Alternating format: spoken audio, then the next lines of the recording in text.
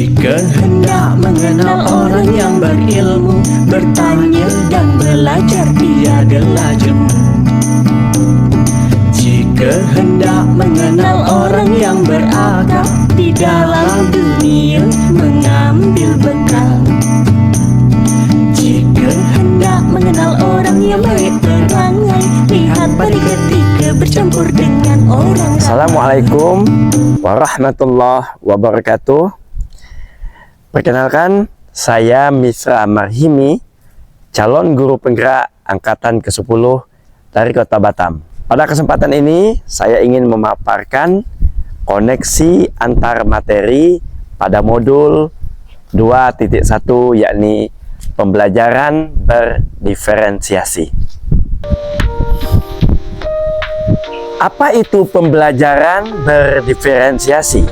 Nah, pembelajaran berdiferensiasi adalah usaha guru dalam menyesuaikan proses pembelajaran di kelas untuk memenuhi kebutuhan belajar individu murid.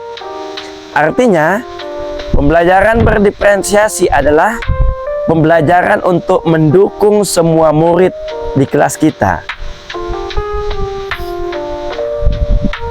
Ingat bahwa siswa di kelas kita adalah unik. Mereka mempunyai kelebihan dan kekurangan masing-masing, seperti minat, gaya belajar, kebiasaan, pola pikir, kemampuan literasi, serta banyak lagi. Nah, tentu berbeda-beda, bukan?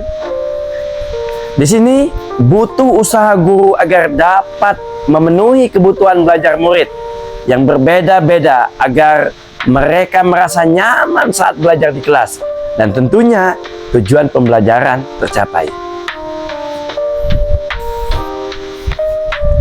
Bagaimana cara untuk dapat melakukan pembelajaran berdiferensiasi di kelas? Agar dapat melakukan pembelajaran berdiferensiasi, guru harus yang pertama memahami tujuan pembelajaran, mengetahui dan merespon kebutuhan belajar murid. Selanjutnya, menciptakan lingkungan belajar yang mengundang murid untuk belajar.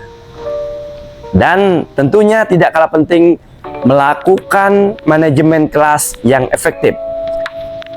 Berkaitan dengan kebutuhan belajar murid, guru harus memahami 3 aspek sebagai berikut. Yang pertama, kesiapan belajar murid. Yang kedua, minat murid. Dan yang ketiga, profil belajar murid. Nah, yang pertama, kesiapan belajar murid, yaitu mengharuskan guru untuk menilai pengetahuan awal dan menentukan apa yang telah murid ketahui dan di mana murid berada. Yang kedua, minat murid. Minat setiap anak-anak pasti berbeda-beda. Minat adalah salah satu motivator penting bagi murid untuk terlibat aktif dalam proses pembelajaran. Yang ketiga, profil belajar murid, yakni profil belajar murid berkaitan dengan yang pertama, lingkungan. Nah, yang kedua, budaya. Yang ketiga, gaya belajar. Dan yang keempat, kecerdasan majemuk, yang mana setiap siswa tingkat kecerdasannya tentu berbeda-beda. Sedangkan kebutuhan belajar murid dapat diidentifikasi berdasarkan cara-cara sebagai berikut ini. Yang pertama, mengamati perilaku murid-murid. Yang kedua, mengidentifikasi pengetahuan awal. Yang ketiga, mereview dan melakukan refleksi terhadap praktik pengajaran. Yang keempat, tidak kalah penting, berbicara dengan guru murid sebelumnya. Yang kelima, membaca raport murid di kelas sebelumnya. Dan yang keenam, yang sangat penting, ya, yakni menggunakan berbagai penilaian format dan diagnostik. Nah, diferensi konten berkaitan dengan apa yang kita ajarkan, seperti materi, konsep, atau keterampilan yang perlu dipelajari berdasarkan kurikulum. Mendiferensiasi konten bisa dilakukan dengan membedakan pengorganisasian atau format penyampaiannya, bukan mengubah atau menurunkan standar kurikulum. Ingat itu, bukan mengubah atau menurunkan standar kurikulum. Nah, sedangkan diferensiasi proses, kegiatan yang memungkinkan murid berlatih dan memahami atau memaknai konten dengan cara membedakan proses yang harus dilalui oleh murid. Nah, selanjutnya strategi atau cara untuk mendiferensiasi pembelajaran bisa dilakukan dengan 3 cara. Yang pertama, diferensiasi konten. Yang kedua, diferensiasi proses. Dan yang ketiga, diferensiasi produk. Guru boleh memilih salah satu atau bisa mengkombinasi dari ketiganya.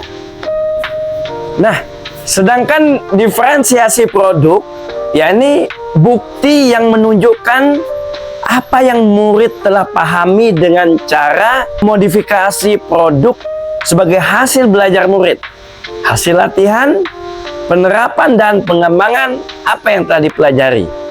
Lalu, adakah keterkaitan antara modul pembelajaran berdiferensiasi dengan modul-modul yang lain? Tentu ada jawabannya. Untuk dapat melakukan pembelajaran berdiferensiasi, maka guru harus berusaha memenuhi kebutuhan belajar anak sesuai dengan kodrat alam dan kodrat zaman berdasarkan filosofi Ki Hajar Dewantara.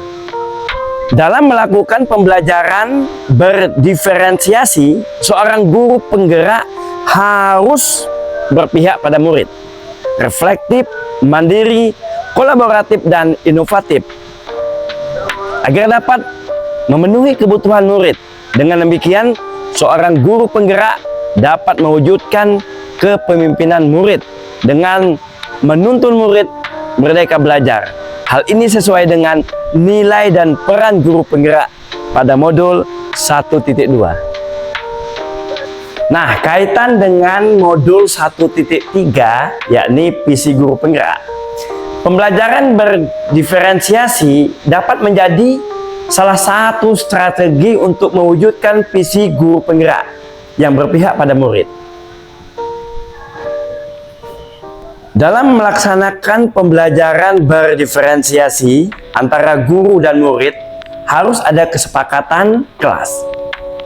Ya, kesepakatan kelas harus dibuat terlebih dahulu agar proses pembelajaran dapat berjalan dengan baik sesuai dengan nilai-nilai budaya positif. Nah, demikian pemaparan modul 2.1, yakni koneksi antar materi pembelajaran berdiferensiasi. Semoga bisa memberi manfaat dan memotivasi untuk kita semua. Jangan lupa bahagia, tergerak, bergerak, dan menggerakkan.